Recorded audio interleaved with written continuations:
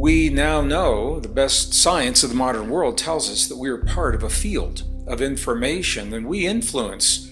I'm not going to say we control or we manipulate, but we influence that field. There are a series of events that biblical prophecy says must unfold in a sequential manner before we can reach the 1,000 years of peace. Everything from World War I, the day it began, and the nations involved, and the leaders of the nations, their names. World War II, when it began, when it ended, when the nations entered, the Kennedy assassination. All of this is in the Torah codes, or the Bible codes.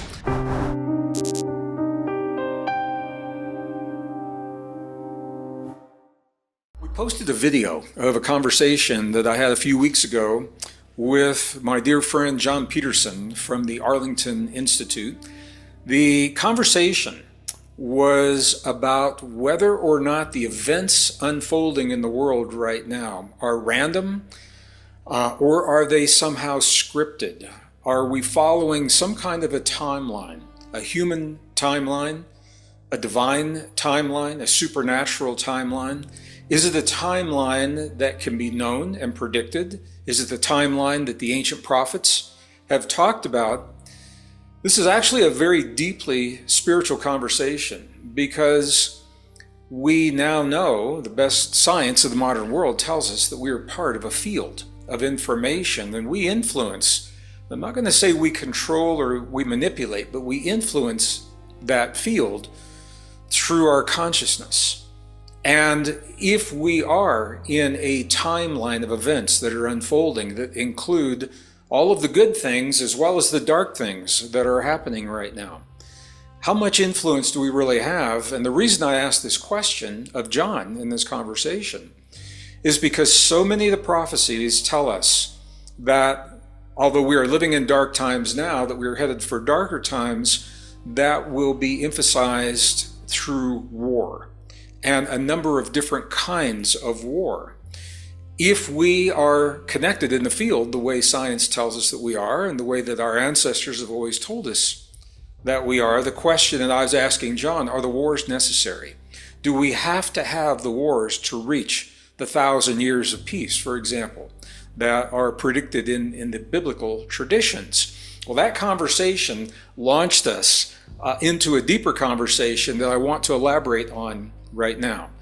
Many of you have seen programs, videos. This is the 44th year I've done this work in one form or another.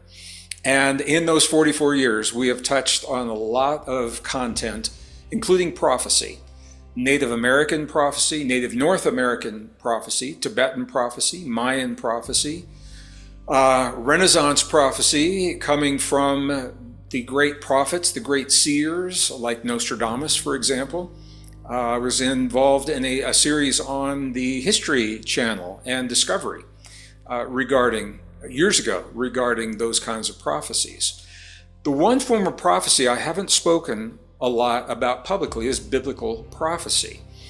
It gets very complex, and what I want to do is do that now, because there are a series of events that biblical prophecy says must unfold in a sequential manner before we can reach the 1,000 years of peace. And those events are directly tied to spirituality, to belief systems, to religions, and to the physical events of the past, as well as those that are unfolding in the world today.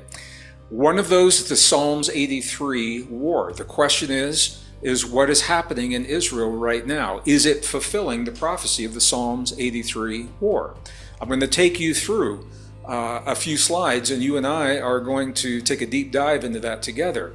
Before I do that, I just want to make a distinction here, because I've also done a lot of work, and in our genre, I'm one of the few people that are talking about what are called the Bible codes or the Torah codes. Some of you are very familiar with those if you've watched the Gaia Missing Links series, or if you've been with me to some of my live events. If you have not, I'll just encapsulate briefly. The modern scientists believe that the first 5 books of the Christian Bible and of the Hebrew traditions, Genesis, Exodus, Leviticus, Numbers, and Deuteronomy, they stand apart from all other books of the Bible in the way that they were received on earth, and what they I'm hesitating here because I don't want to get too deep into this, but what it is, that the potential that they hold. And so I'll just say this: there is a school of thought now that believes that when those first 5 books were delivered, when they were given to the people of this world, they were not given in the letters of the ancient alphabets as we know them today, that they were given rather as a series of numbers with no spaces, no punctuation, and that those numbers were a continuous series of numbers that were later translated into the letters through gematria of the Hebrew alphabet. All right, I've done a lot of programs on those. Well, here's why this is important. In the mid-1990s, mathematicians published in a peer-reviewed journal that when they convert those first 5 books back to their original numbers, and they put them into an array, a matrix of information in the computer, and use search algorithms, information shows up about the events of the past, about the events of the present, and about events of the future that now have come to pass. Everything from World War I, the day it began, and the nations involved, and the leaders of the nations, their names, World War II, when it began, when it ended, when the nations entered, the Kennedy assassination, Martin Luther King's assassination. All of this is in the Torah codes, or the Bible codes. Now, this is why I want to make the distinction, because the Torah codes are not prophecy. They do not predict that something will happen.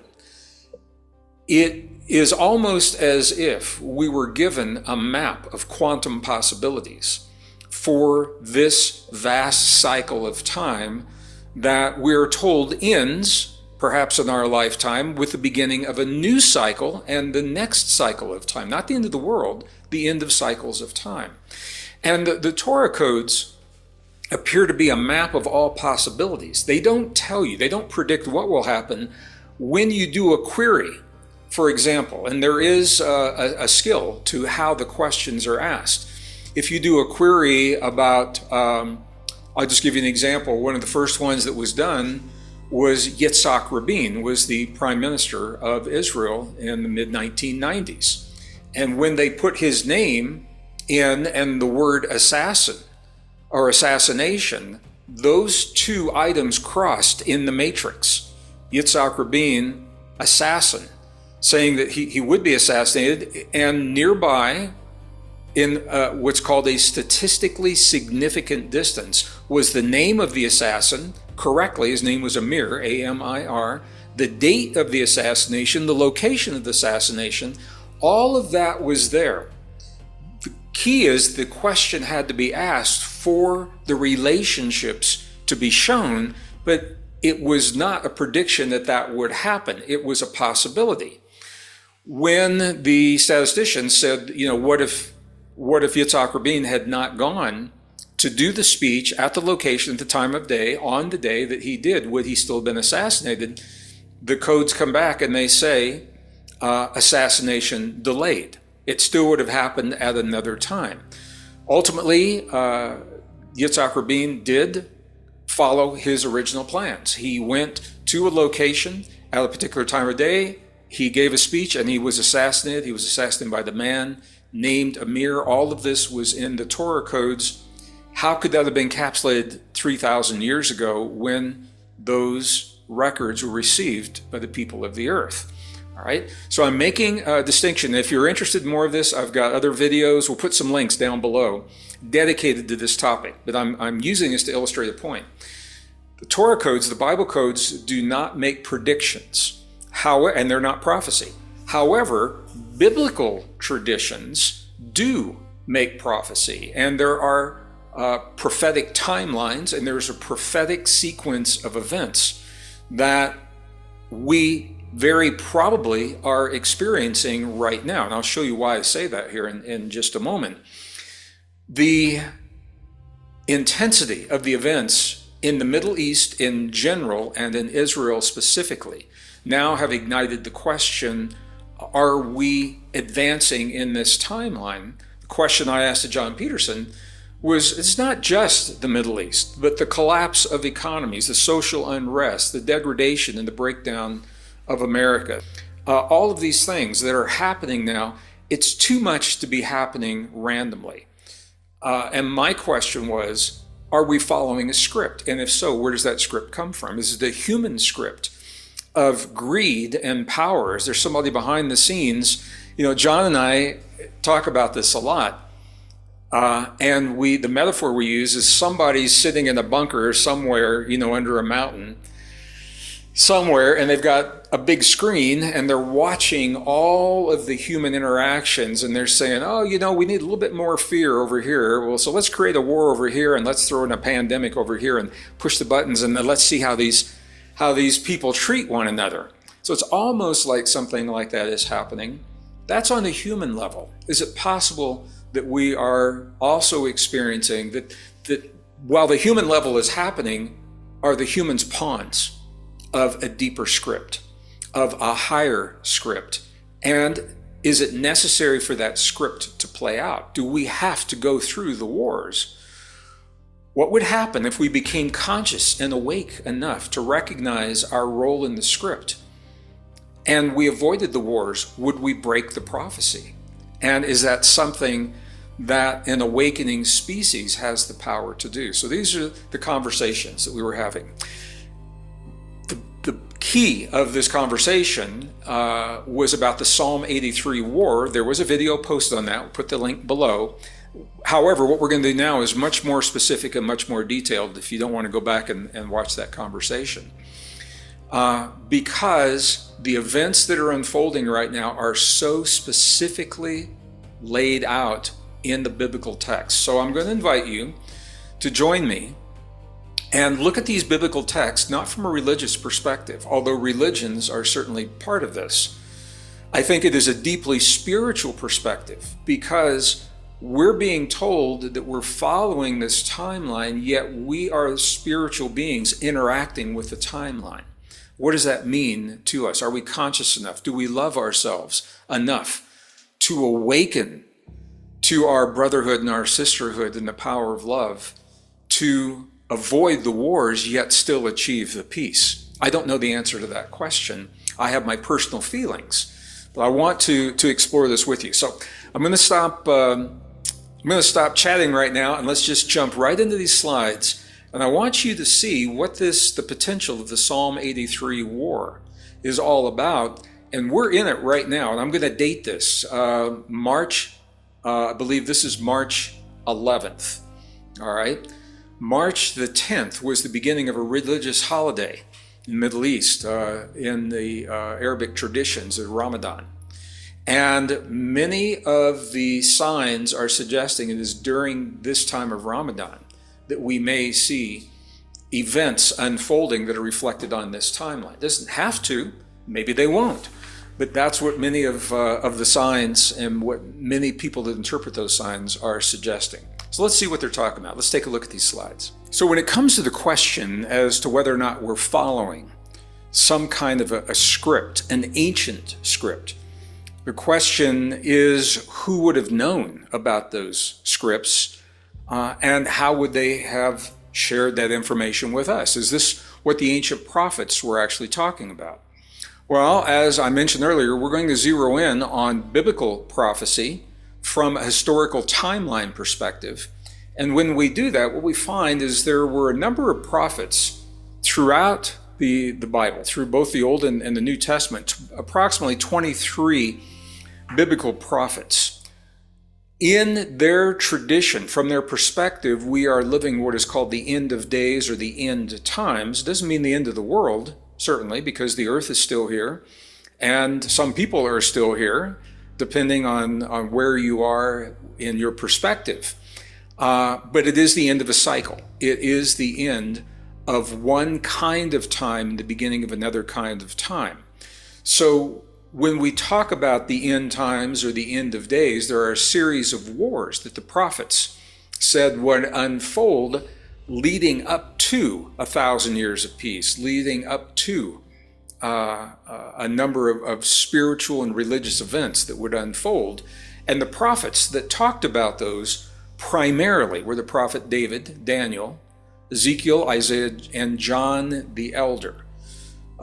So this is John that was writing the book of Revelation, for example. There are other prophets that talk about these things. They refer to them in one way or another, but these are the primary prophets. All right, there is a timeline. So let's take a look at this timeline. None of the wars that are prophesied are possible or would have been possible until the nation of Israel was established. So up until 1948, there was all kinds of questions about where we are in the timeline, where we are in the history of these prophecies. And those conversations solidified in 1948 when the United Nations delineated the boundaries for the nation of Israel, as well as for the Palestinian people. There were there were multiple spaces on the land, but there were two nations that were established under the UN, or identified under the UN in 1948. So when Israel became established in the 20th century, reestablished in the 20th century, and again, I'm hesitating because there's so much history here, and I don't want to get bogged down the history because we're going somewhere, and many of you know much more about this and are much more informed than I am. I want to get to a point on this. So when Israel was established, 1948, that set into motion the possibilities of this timeline. There was a war that broke out the day that the nation was established. Israel and the Arab neighbors went to war in 1948. There was another war in 1967. There was another war in 1973. And there was another war in 1987, as well as conflicts that have happened since that time. 1967, you're probably familiar with this, it's called the 6-Day War. I actually remember when this happened. We had black and white televisions during that time. Sounds crazy. And I remember watching tanks, armored tanks, rolling through the streets of Jerusalem when this war broke out in 1967. I remember the 1973 war as well, the Yom Kippur War. 1987, of course, we all probably remember this. It was the first Intifada. This was a Palestinians against the Israelis, based on a number of events that had created a tension, and there was a spark that ignited what was called the First Intifada in 1987. We've had a number of intifadas since that time. All right, so those wars happened. Now, from the biblical perspective, all of this is leading to a war, a great war, between what is called Gog and Magog. Magog is a place, Gog is an individual. And I'll talk about these more in another video. But the point is that this great war, all of these events have to precede the Gog-Magog war. The Gog-Magog war then is followed by 7 years of really, really difficult times on the planet called the tribulation. 7 years of the tribulation that end in another even greater war called the War of Armageddon. And those of you that have been with us on our trips into the Holy Lands, we've actually been to this location. It is a valley. There's a high point where you overlook the valley where this great battle is prophesied to unfold, because it is followed by 1,000 years of peace. And that 1,000 years of peace ultimately is followed by the great, great war, the final battle between good and evil, light and dark, and all the implications around that. And I'm choosing my words carefully because I know in this day and age, a lot of the words are triggering for people, and I want to convey an idea without getting lost in the baggage of what a lot of these things mean to different people. So what you're looking at is a prophecy of wars following a timeline, and the wars are sequential. Before the Gog-Magog war can happen, there is another war that must happen, and it's the war that we're talking about right now, the Psalm 83 war. In the book of Psalms, so if you look at Psalms 83, we will look at a portion of this. The question that's being asked right now is, are the events that began with October 7th and the events that have followed, the military events that have followed from that time, not just in Israel, but in Lebanon, in Syria, in Yemen, relationships with Iran, Egypt, and Jordan, are they all part of the Psalm 83 war? Are we living this biblical timeline right now? Well, we don't know. I don't know the answer to this. What I do know is there are benchmarks that you and I can watch for, and I think if these benchmarks are going to appear, they're going to appear pretty quickly, based on the events that are happening in the Middle East right now. There's another piece of this that I want to talk about. In Christian traditions, the Psalm 83 war, if that is happening, another reason that so many are examining what's happening in the Middle East and Israel right now with a magnifying glass, is because there is a prophesized event called the rapture event. And the rapture event is linked with what many now are calling ascension. And there's a whole series of conversations about ascension. It means different things to different people. And we will talk about that in a different program as well. I want to stay focused on this, but I want to honor that the rapture event is where people of belief will be saved from the hard times that come through the Gog-Magog war and the tribulation, the seven years. I'm also going to acknowledge there's controversy about when that rapture happens. There is a school of thought that says Gog-Magog happens first, then the rapture, so that those people don't have to go through the 7 years of tribulation. There's another school of thought that says the rapture happens to save them from the horrors of the Gog-Magog war.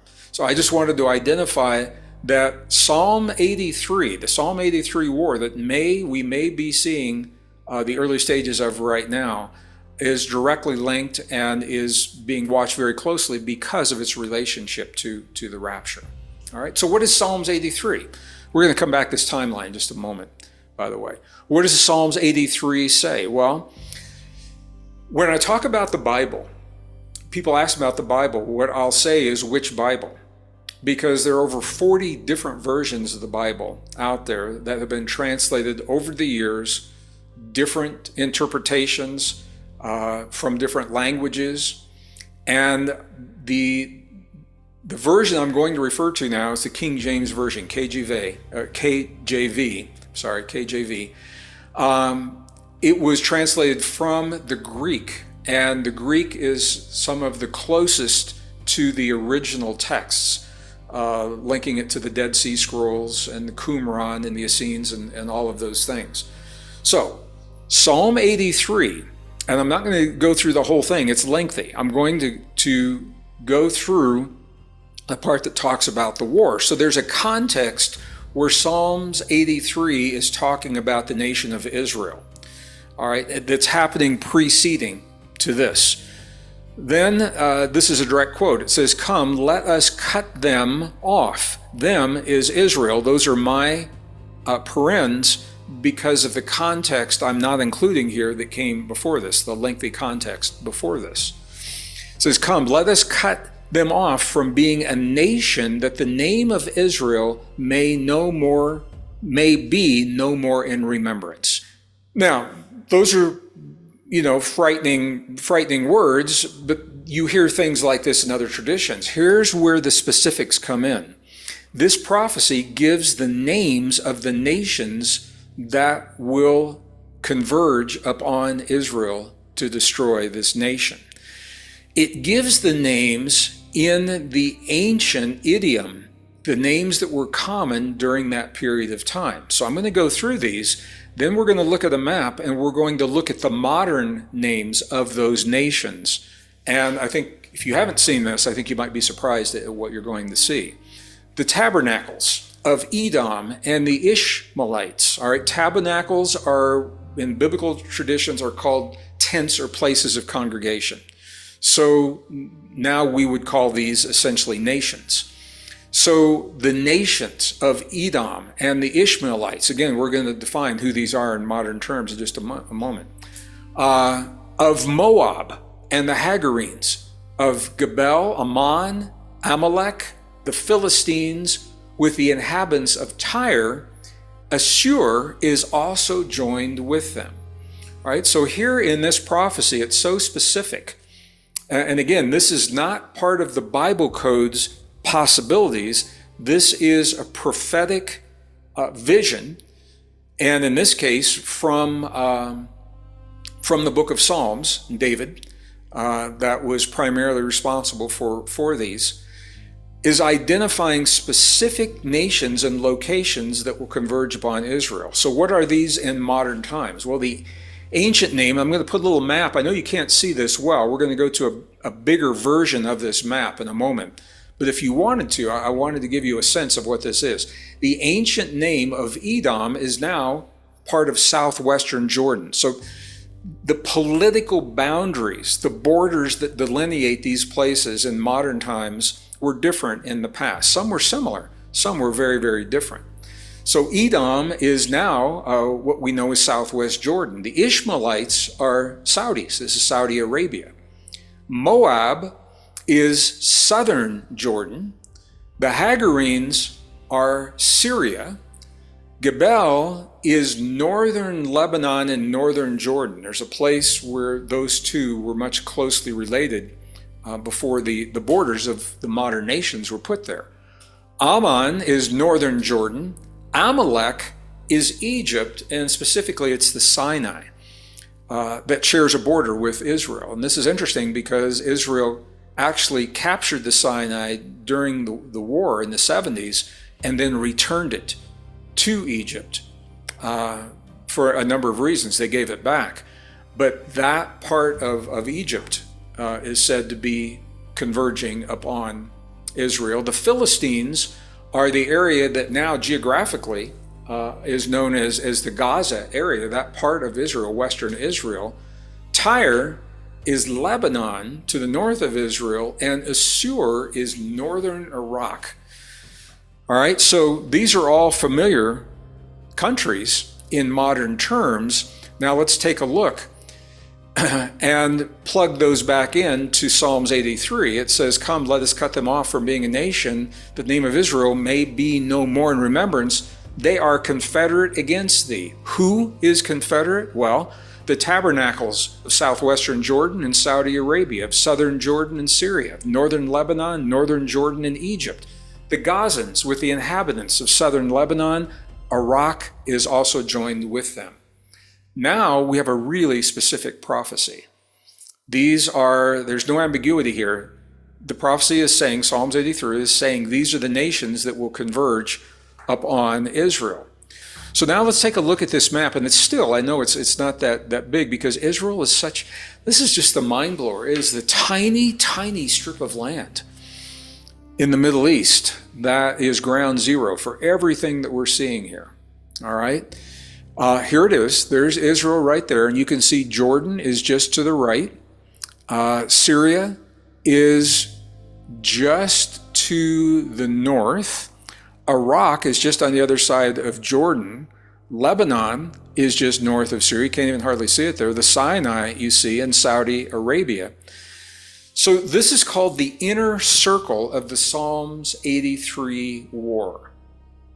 And I'll just clarify here. The book is called the Book of Psalms, and we are looking at the 83rd Psalm. So this maybe should not be plural on here. I'm just seeing that as I put these together, so I'm the one responsible for that, and I just wanted to take responsibility for that. All right. So the inner circle of nations are the nations identified in the 83rd Psalm. They're all the nations that are involved right now. What will happen at the end of this war, when this war is over, is it opens the door to a greater war in what's called the outer circle.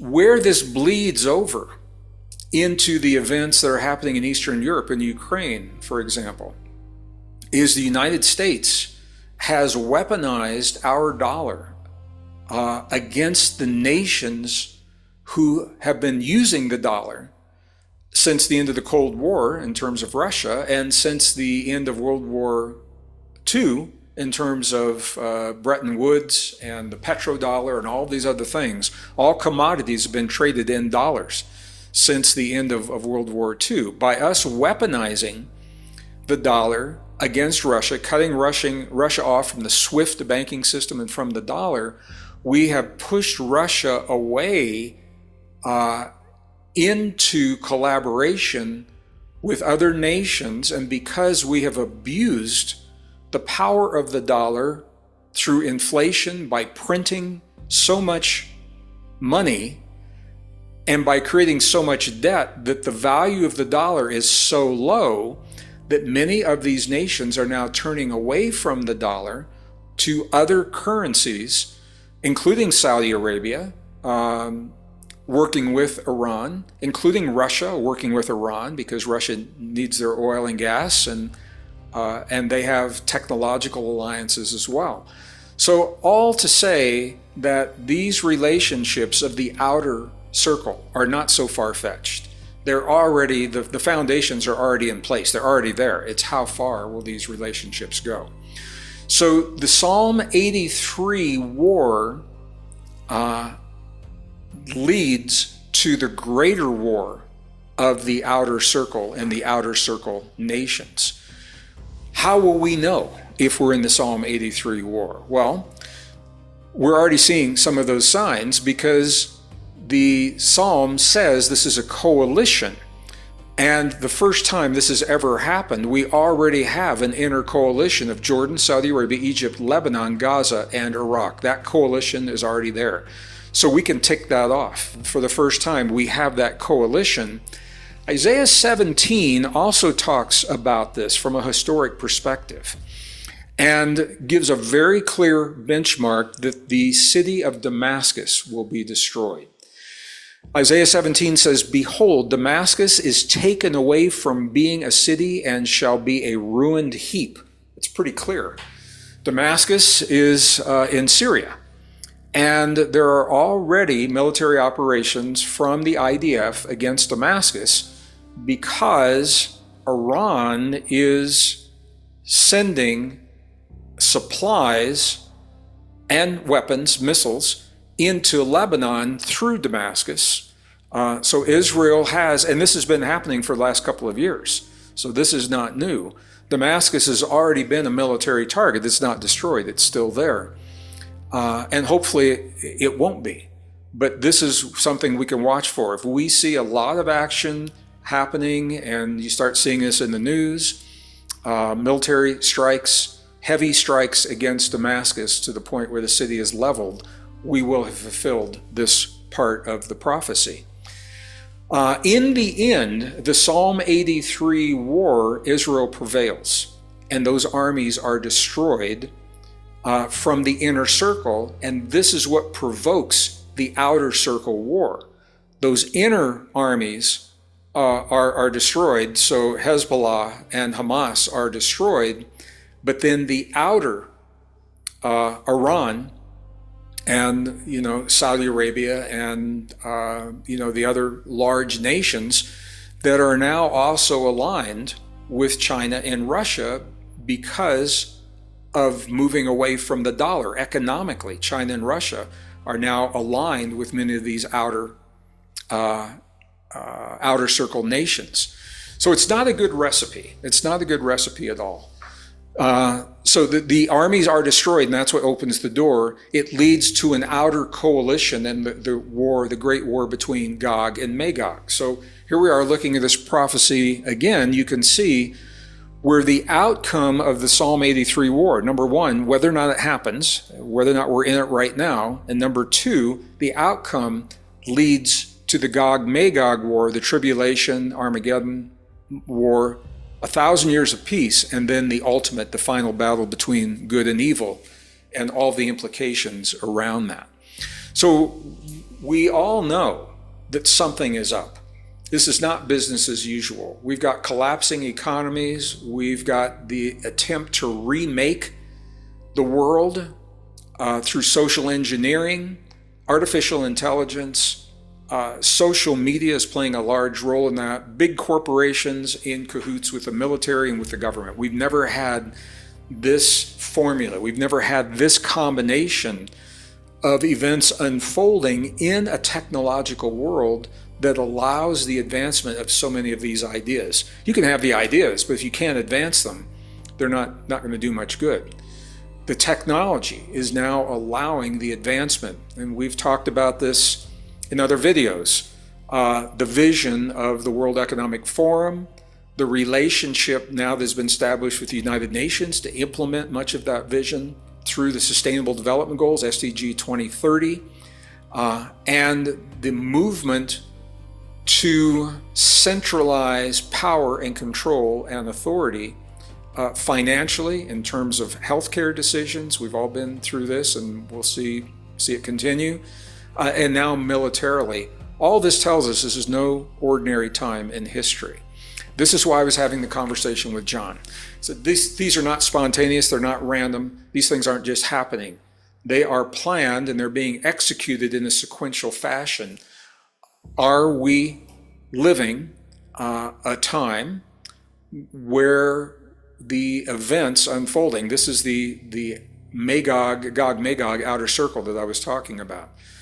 Are we living the prophecies that we see, not just the biblical prophecies, but I'm talking about those today because they are so specific with names of nations, but so many other traditions, Native American traditions. Hopi say we will have a third shaking. The first two great shakings, World War I, World War II. If you ask them, they don't know what the third shaking is, but they know that it is yet to come, and the signs for that shaking are appearing right now. The Mayan calendar told us that 2012 was the pivot point, but there was a buffer of 18 years before and after 2012, a 36-year window where a cycle, because cycles don't stop on a dime. They take time to wind down and then gear up for the next cycle. So the 2012 cycle actually ends in 2030. That's 18 years after 2012. So they talk about these things, as well as Edgar Cayce and more with maybe metaphor, Nostradamus, subject certainly to interpretation. But the biblical timelines are very specific. Those are the nations involved. They're the nations that are involved in what we're seeing right now. The question I asked John is, do we as conscious beings, as spiritual beings, have the right to self-determination of our future? Can we awaken to the point where we can have the 1,000 years of peace without the Gog-Magog, without the tribulation, without the Armageddon war? Now, I don't know the answer to that. The prophecies are very clear and say these things must happen based upon the prevalence of good and evil and the ratios of good and evil in the world that they saw in the prophecies. Because ultimately, every one of these battles is a battle that comes down, yes, greed is involved, yes, power is involved, yes, money and control and centralization, all those are involved, but those are all expressions of evil. And good and evil, the relationship between those. So if we are living the final battles between good and evil, maybe these things must unfold so that we can become the people of peace that we know we are in our hearts, and create the world of peace that we know is possible in our lives. Maybe they are possible. If we sidestepped these wars, if we broke the prophecies, What would be the implications of that? Do we have the power to do that? Is it something that we would want to do? These are the kinds of questions that John and I talk about all the time. And now I'm sharing this with you because so many people had so many questions. We had a lot of questions based on the previous video that we did, so I wanted to be a little bit more specific here. Are we following an ancient script? I'd like to know what you think. I'm going to ask our team based in London to leave the comment section on. Sometimes they turn them off because of the way the community has treated other members of the community. So I'm going to invite you. You can sure express your opinion, but be kind.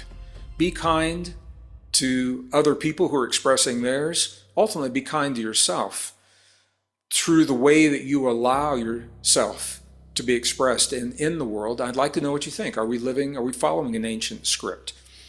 And if we are, do you believe it must be followed? Will we go through, is it necessary that we go through the pain and the war and the horrors and the suffering to achieve that 1,000 years of peace? I think it's a conversation worth having. The question is, do we love ourselves enough to become from within the kind of people that can create a world without that kind of horror and suffering? And the prophecies say that's what this is all about. It is the weeding out of those who would choose the war and the hate and the fear and the suffering and the control and the greed and the power. It's about weeding those out. So let me know what you think. Thank you for sharing a little bit of your day with me today so we can have this conversation. I will elaborate more on Gog, Magog, final wars, tribulation, all of those things, because you've asked me to do it. I want to be able to do this from a historic perspective because we're living a time that obviously is unlike any other time in recorded human history, and it's unlike anything in our lifetimes. And as we strive to make sense of it, there are different perspectives, and I want to honor all of those perspectives. I have my own personal feelings, my own perspectives. I'm happy to share those. And I'm doing my best to identify the events and the potentials and what they mean to us so that you can make the choices, choose for yourself, your loved ones, and your family. All right? Thank you for the opportunity. I look forward to our next.